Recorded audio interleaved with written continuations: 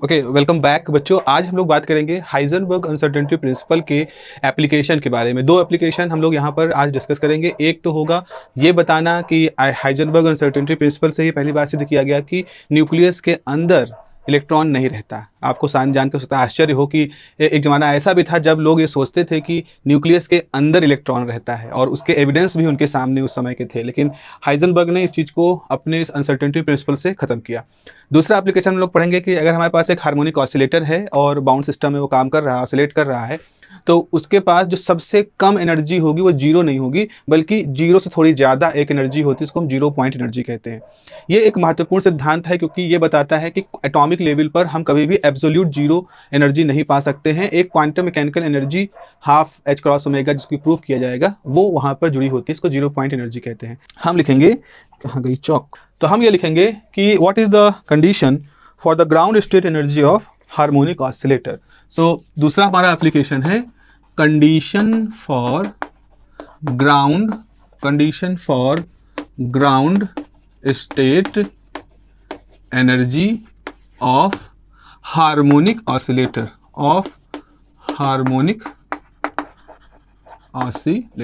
एक harmonic oscillator है, उसकी ग्राउंड स्टेट एनर्जी को हमें कैलकुलेट करना है।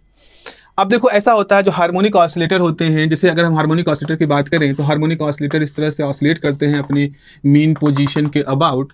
तो इसके अंदर दो तरह की एनर्जी होती है। हम यहाँ कंजर्वेटिव सिस्टम मान रहे हैं, तो दो तरह की एनर्जी होती है। एक होती है काइनेटिक एनर्जी और एक होती है पोटेंशियल एनर्जी।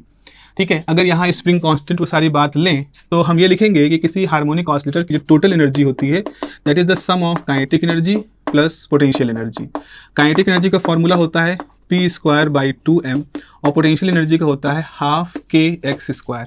ये हम एक ऑसिलेटर की बात कर रहे हैं जिसमें कि जो ऑसिलेट कर रहा है किसी स्प्रिंग में या किसी स्प्रिंग कांस्टेंट k की मौजूदगी में। कोई स्प्रिंग कांस्टेंट k है जिसकी प्रेजेंस में ये मूव कर रहा है। अगर आप सिंपल हार्मोनिक ऑसिलेटर की थ्योरी पढ़ें जो कि बेसिक फिजिक्स में होती है, 12th में पढ़ाई जाती है, तो यहाँ पर ओमेगा स्क्वायर जो होता है वो k/m होता है। k जहाँ स्प्रिंग कांस्टेंट है, m is the mass of oscillator. तो यहाँ से E की वैल्यू जो निकल के आएगी वो होगा p²/2m हाफ k की जगह पर रखोगे ओमेगा² - m x²। तो इस प्रकार से जो टोटल एनर्जी का फॉर्मूला है वो हमारे पास निकल के आ गया। अब यहाँ पर हमें P के बारे में जानकारी, देखो X तो एक, अब अनसर्टेनिटी प्रिंसिपल यहाँ लगाना है, तो अनसर्टेनिटी प्रिंसिपल में एक पोजीशन होता है, एक मोमेंटम होता है, तो हमें किसी को कन्वर्ट करना है। तो ऐसा करते हैं, इस पोजीशन को हम X में कन्वर्ट करते हैं। तो यहाँ पर लिखें बाई अनसर्टेनिटी प्रिंसिपल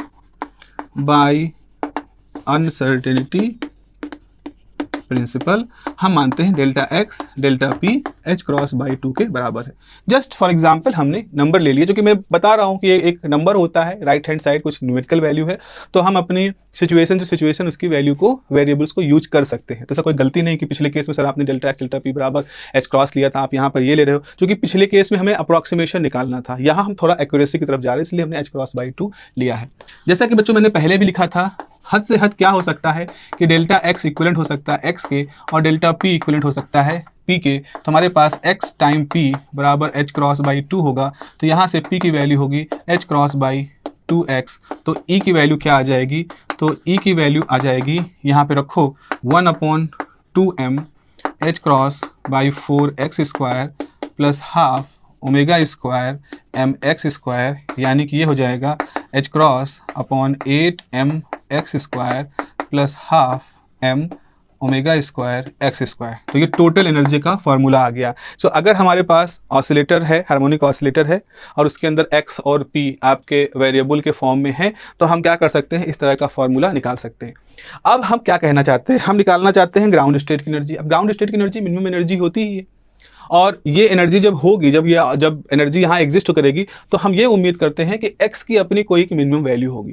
भाई x ऑसिलेटर का एम्पलीट्यूड का, ऑसिलेटर का मैग्नीट्यूड है जब वो ऑसिलेट कर रहा है। तो हम ये मानते हैं कि let for ground state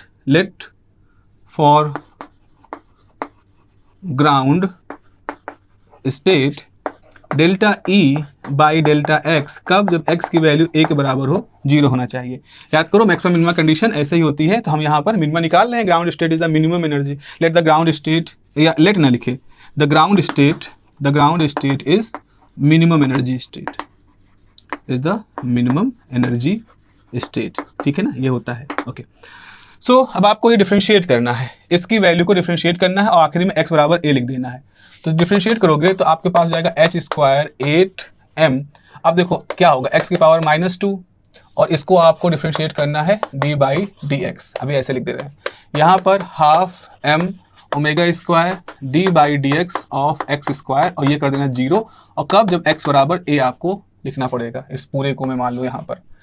so differentiate करते हैं यहाँ पर h स्क्वायर अपॉन 8m और ये हो जाएगा -2 और x की पावर 3 प्लस ये हो जाएगा half m omega square 2 time x। अभी हम x बराबर a न रखें, ये 2 कैंसिल हो जाएगा 4, तो यहाँ से जाएगा minus h cross upon 4mx cube plus ये कैंसिल हो गया m ओमेगा स्क्वायर x बराबर a पर 0। अब x बराबर a रख देते हैं तो इसको लिख सकते हैं m omega square a, right side में जाएगा h cross 4m a cube. तो यहाँ से a की वैल्यू कितनी आ जाएगी, ये हो जाएगा h क्रॉस स्क्वायर, ये हो जाएगा 4m मल्टीप्लाई होगा m स्क्वायर, ओमेगा स्क्वायर भी आ जाएगा और यहाँ पे हो जाएगा a की पावर 4। ठीक है, तो हमारे पास a की वैल्यू जो आ गई, a की वैल्यू जो हो गई वो इस तरह से आ गई, a की वैल्यू ये हमारे पास आ गई। और भी कुछ छूट रहा है क्या? ओह सॉरी, यहाँ कुछ, इसको इधर मल्टीप्लाई करना पड़ेगा ना, ऐसे होगा, हाँ ये होगा, वही मैं कहूँ। तो ये इधर मल्टीप्लाई करोगे तो 1 पावर 4 हो जाएगा और देखिए ये ठीक है। तो ए बराबर क्या हो जाएगा, a बराबर हो जाएगा, देखो अब इसको ऐसे लिख सकते हैं, h cross upon 2m omega का होल स्क्वायर की पावर 1/4, है ना, पावर 1/4 कर दिया। अब ऐसा करने से क्या होगा, अब मैं यहाँ पर लिख देता हूँ, यहाँ लिख दे, इसको थोड़ा हाथ से मिटा दें, कपड़ा गीला है तो पूरा साफ हो जाएगा। हाँ अब देखिए यहाँ पर अगर हो गया तो a की वैल्यू हो जाएगी, ये 2 इसको काट देगा तो हो जाएगा h cross upon 2m omega का 1/2। ओके, ये h क्रॉस है, ठीक है। अब ये a वो वैल्यू है जिस a की वैल्यू पर मिनिमम एनर्जी बिलोंग करेगा। तो अब अगर हम a की वैल्यू को उठा करके इसको हम मान लें क्वेश्चन नंबर 1 इसमें रख दें तो क्या होगा, अब इसको मान लें क्वेश्चन नंबर 2, तो आप लिखोगे substitute the value of equation 2 in equation 1 gives, क्या देगा भाई। अब देखो यहाँ पर थोड़ा सा ध्यान देना पड़ेगा, e बराबर होगा, इक्वेशन नंबर 1 में ना दे ना, इक्वेशन नंबर 1 में ना दे, कौन सी इक्वेशन में दे, इस वाले में दे।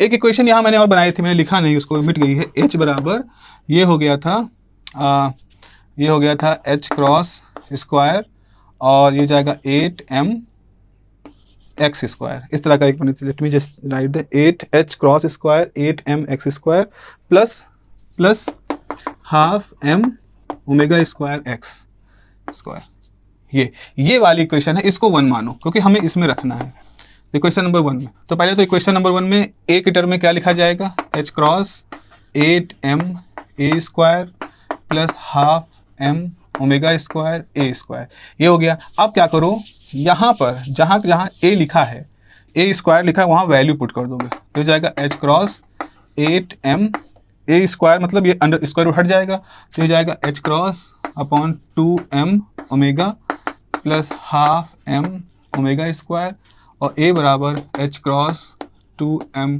ओमेगा, ये हमारा e निकल आएगा। अभी मिनिमम होगा e क्योंकि हम a की वैल्यू यहाँ पर रख चुके हैं। तो m कैंसिल हो गया, ये इससे कैंसिल हो गया, 4 बचा। तो यहाँ क्या बचेगा, h क्रॉस स्क्वायर बचेगा, नहीं बचेगा, वो तो स्क्वायर हट गया ना, नहीं h क्रॉस, हाँ बचेगा, ये h कैंसिल हो जाएगा। तो यहाँ से क्या बचेगा, 4 और ये तो कट ही चुका है, ये उलट जाएगा, h cross omega, h cross upon 4 omega.